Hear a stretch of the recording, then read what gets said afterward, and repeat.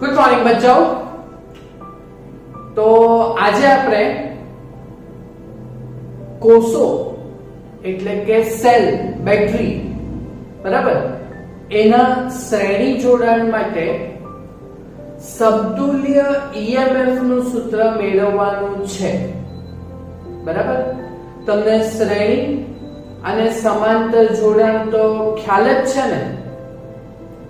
શ્રેણી જોડાણ એટલે અવરોધો માટે, કેપેસિટર માટે આપણે જોયું એક જ લાઈનમાં અવરોધો અને કેપેસિટરો હતા ત્યારે શ્રેણી જોડાણ બનેલું હતું.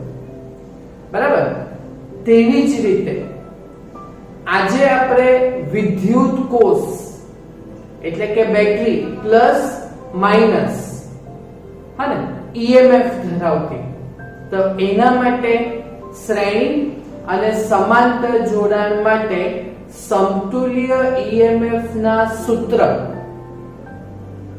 સમતુલ્ય EMF ના સૂત્ર તે આપણે મેળવવાના છે. તો આજના લેક્ચરમાં આપણે શ્રેણી જોડાણ માટે આપણે આગળ વધીશું. ઓકે, તો કોષોના શ્રેણી જોડાણ માટે સમતુલ્ય EMF નું સૂત્ર મેળવવાનું છે. બરાબર, તો જો આ થિયરી જો પૂછાય એક્ઝામમાં તો મે બી 2 થી 3 માર્ક્સ માટે પૂછી શકાય. બરાબર, આપણે આને 2 માર્ક્સ માટે કન્સિડર કરીએ. ને આના પછીના લેક્ચરમાં આપણે આવી જ રીતે કોષોનું સમાંતર જોડાણ સમજવાના છે. અને કોષોનું સમાંતર જોડાણ હાલ જુલાઈ 2020 એટલે કે મીન્સ જે અત્યારે રિપીટર્સ માટે જે પાછી એક્ઝામ હતી 2 સબ્જેક્ટમાં, તો એમનામાં આવેલો આ સવાલ 3 થી 4 માર્ક્સમાં પૂછાયેલો હતો, કોષોના સમાંતર જોડાણ. હા ને, તો એ આપણે નેક્સ્ટ લેક્ચરમાં જોશું. તો અત્યારે કોષોનું શ્રેણી જોડાણ માટે સમતુલ્ય EMF માટે આપણે E સિમ્બોલ યુઝ કરતા છે. અને સમતુલ્ય એટલે ઇંગ્લિશમાં ઇક્વિવેલન્ટ. હા ને, તો એના માટેનું ઇક્વિવેલન્ટ EMF નું સૂત્ર મેળવશું. બરાબર, તો કોષોનું શ્રેણી જોડાણ, તો જો આપણે 2 કોષ લીધા, હા ને, તો 2 કોષ લેવાના એટલે 2 બેટરી લેવાની, એક EMF E1 વાળી અને બીજું EMF E2 વાળી. પણ કોષને આંતરિક અવરોધ પણ હોય જ. તો આંતરિક અવરોધ માટે આપણે સિમ્બોલ આપેલો છે સ્મોલ r. બરાબર ને? ઓકે, તો એવી જ રીતે આ આંતરિક અવરોધ આ જો આ E1 EMF વાળી બેટરી જેના આંતરિક અવરોધ R1 અને E2 EMF વાળી બેટરી જેના આંતરિક અવરોધ R2, જો બેને એક જ લાઈનમાં મૂકી દીધા તો આવું શ્રેણી જોડાણ કહેવાય. સમજ પડી ગઈ? અવરોધકો હોતે તો એક લાઈનમાં 2 અવરોધ મૂકી દેતે, કેપેસિટર હોતે તો એક લાઈનમાં 2 કેપેસિટર મૂકી દેતે C1 C2. અહીં કોષો છે એટલે આપણે બેટરી મૂકી. બરાબર, ઓકે. હવે અહીંયા 3 બિંદુ આપી દીધા, A, વચ્ચે B અને અહીંયા C. તો આ શ્રેણી જોડાણ એટલે શું? હા, તો 2 કોષોના એક છેડાઓ એકબીજા સાથે જોડેલા હોય.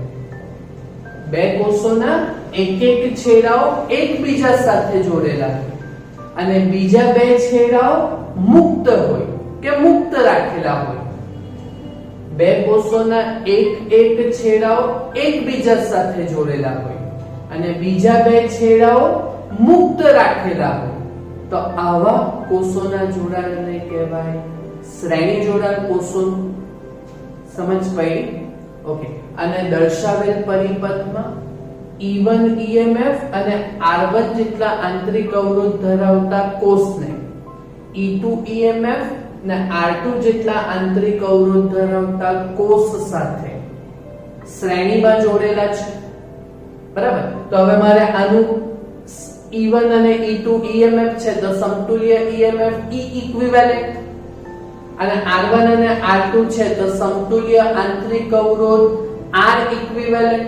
તો આના જેવો પરિપથ આના બેનું મિશ્ર જોડાણ વાળું કરવાનું તો આવું કરી શકાય. બે બેટરીની એક બેટરી, સમતુલ્ય EMF E ઇક્વિવેલન્ટ. બે આંતરિક અવરોધનો એક આંતરિક અવરોધ R ઇક્વિવેલન્ટ થાય. ઓકે, હવે શ્રેણી જોડાણ છે તો પ્રવાહ તો એક સરખો જ હોય અને પ્રવાહની દિશા એ પ્લસ એટલે કે ધન ધ્રુવમાંથી નીકળે. હા ને, તો એક જ લાઈનમાં છે એટલે એક જ પ્રવાહ નીકળવાનો. તો જો આના ધન ધ્રુવમાંથી નીકળતો પ્રવાહ I, આના બી ધન ધ્રુવમાંથી નીકળતો પ્રવાહ I, તે આ એક જ પ્રવાહ ચાલશે. સમજ પડે છે ને? હા, અને પ્રવાહની દિશા પણ પરફેક્ટ બતાવવાની, પ્લસ માંથી નીકળતો. અને શ્રેણી જોડાણ છે એટલે એક જ લાઈનમાં છે, બરાબર? એટલે પ્રવાહ I જ બતાવ્યો આપણે, પ્લસ માંથી નીકળતો બંનેના. ખ્યાલ આવે છે ને? જો આ આવી રીતે નીકળે પ્રવાહ એમ, તો જો બંનેમાંથી પ્રવાહની દિશા એક જ આવવાની I. હા ને, આપણે જોયું કે શ્રેણી જોડાણમાં પ્રવાહ સરખો હોય, એક જ લાઈનમાંથી પસાર. હા ને, પણ વોલ્ટેજનું વિભાજન થાય વિદ્યુત સ્થિતિમાનનું. હા ને, તો અહીંયા આપણે વોલ્ટેજનું વિભાજન પહેલા કોષ માટે A અને B વચ્ચે કરશું અને પછી બીજા કોષ માટે B અને C વચ્ચે કરશું વિદ્યુત સ્થિતિમાન. હા ને, તો ટોટલ વોલ્ટેજ આ બે છેડા વચ્ચે VAB વત્તા VBC થશે. સમજ પડે છે ને? ઓકે, તો આપણે વોલ્ટેજ માટેનું કરશું તો આપણે એક ટોપિક જોઈ લો, વિદ્યુત સ્થિતિમાન અને EMF વચ્ચેનો સંબંધ. જો કોષ ચાર્જ થતો હોય તો V બરાબર E EMF નું, તો V બરાબર E ક્લોઝ ચાર્જ. જો કોષ ચાર્જ થતો હોય તો V બરાબર E પ્લસ અહીંયા, અને જો કોષ ડિસ્ચાર્જ થતો હોય તો V બરાબર E માઈનસ અહીંયા, એટલે IR સ્મોલ r આંતરિક અવરોધ ભણેલા છે ને આવું આપણે. હા, તો હું એની જ વાત કરું છું તમને કે અહીંયા તો કોષ એ ડિસ્ચાર્જ જ થતો છે. હા ને, તો V બરાબર E માઈનસ IR વાળા ટોપિક થી થશે. હા ને, તો પહેલા આપણે A અને B વચ્ચેનું વિદ્યુત સ્થિતિમાન ચેક કરીએ. એટલે હવે જો કે હવે આપણે ગણતરી વાળું કરવાનું છે કામ. હવે ચાલો પહેલા આ બે છેડા વચ્ચે વિદ્યુત સ્થિતિમાન એટલે VAB V બરાબર E, અને કોષ તો બંને ડિસ્ચાર્જ થતા છે, એમાંથી પ્રવાહ નીકળતો છે એટલે V બરાબર E માઈનસ IR. આ તો સૂત્ર ખબર છે ને, V બરાબર E ડિસ્ચાર્જ થતો છે એટલે માઈનસ IR. હા, પણ હવે A અને B વચ્ચે એટલે V બરાબર E, તો એ E1 માઈનસ પ્રવાહ તો I જ છે અને R તે આંતરિક અવરોધ તે R1, બરાબર? અને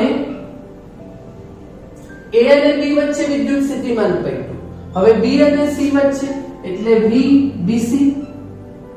તો ભાઈ બોલો VBC બરાબર શું થશે? પાછું આ કોષ પણ ડિસ્ચાર્જ થતો છે એટલે E માઈનસ IR, તો અહીંયા E2 અને અહીંયા R2.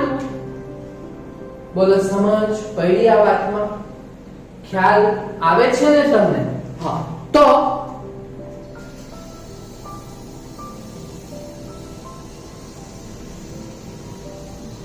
હા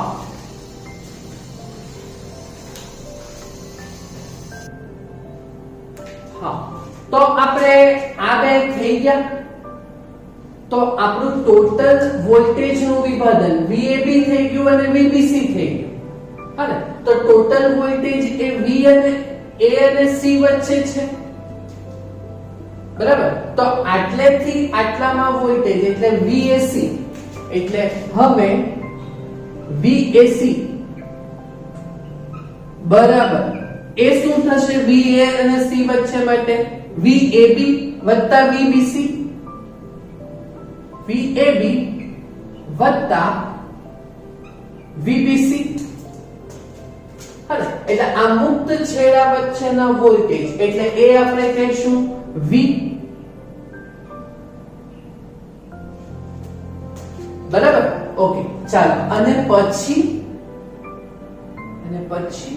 આ VAB અને VBC માટે આપણે કરેલું છે શું કરેલું છે VAB નું સૂત્ર E1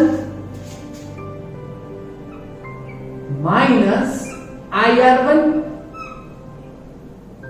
વત્તા E2 માઈનસ IR2 છે આ કરેલું ઓકે હવે EMF વાળું ભેગું કરો અને IR વાળા પદને તમે ભેગા કરો ઓકે તો E1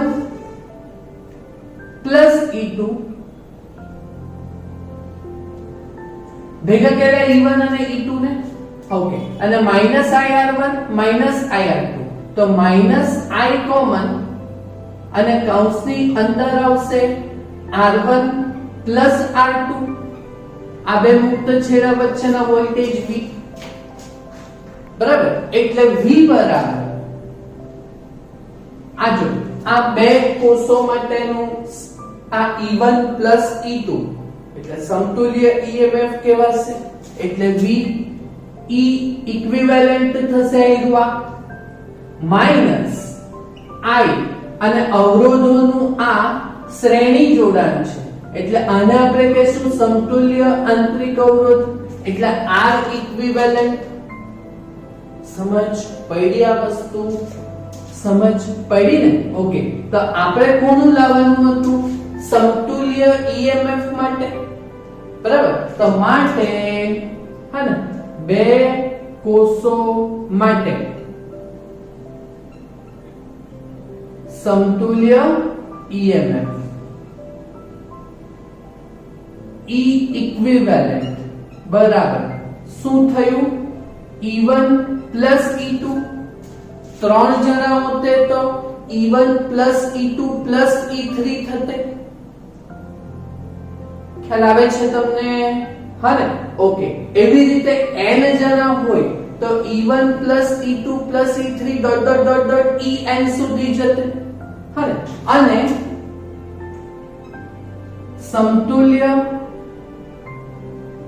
આંતરિક અવરોધ હા ને તો સમતુલ્ય આંતરિક અવરોધ કેટલો બેઠો તો R ઇક્વિવેલેન્ટ બરાબર R1 પ્લસ R2 થયું ખબર પડી એકદમ ક્લિયર તમે આ વસ્તુ માટે બરાબર ઓકે હવે બીજી વાત જો આ કોષો ઉલટા હોતે એટલે આ પ્લસ માઈનસ બરાબર પણ આ આવી રીતે જગ્યાએ આવી રીતે હોતે તો માઈનસ પ્લસ હોતે તો આ વિરોધક જોડાણ થતે તો વિરોધક જોડાણ થતે ને તો આ કેસમાં આપણે અહીંયા E1 પ્લસ E2 ની આવતે સામસામે હોતે તો જો અત્યારે બે કોષો કેવી રીતના છે હું તમને બતાવું તો આ બે કોષોનું સહાયક જોડાણ છે આવી રીતે ખબર પડે છે કાળું વ્હાઈટ આવી રીતે હોતે હા ને તો E1 પ્લસ E2 પણ જો આવી રીતે હોતે તો સામસામે પ્લસ માઈનસ આવી રીતે હોતે તો આ વિરોધક જોડાણ થાય હા ને તો એના માટે EMF તમારું શું થતે એને E1 માઈનસ E2 આવતે અને આ તો જે છે તે જ રહેતે R1 પ્લસ R2 જ રહેતે પણ આ ખાલી બદલાય બોલો સમજ પડી તો આ છે આપણો 2 માર્ક્સનો ટોપિક કોષોના શ્રેણી જોડાણ માટે સમતુલ્ય EMF નું સૂત્ર બરાબર સમજ પડી ક્લિયર આવડશે હા તો આના પછીના નેક્સ્ટ ટોપિકમાં આપણે જોશું કોષોનું સમાંતર જોડાણ આ કરો તો જાતે કરજો ઈઝી છે ને પ્રવાહ જ બતાવ્યો અને વોલ્ટેજનું વિભાજન જે શ્રેણી જોડાણનો નિયમ છે ક્લિયર થશે ઓકે તો આટલું કમ્પ્લીટ કરજો હા થેન્ક યુ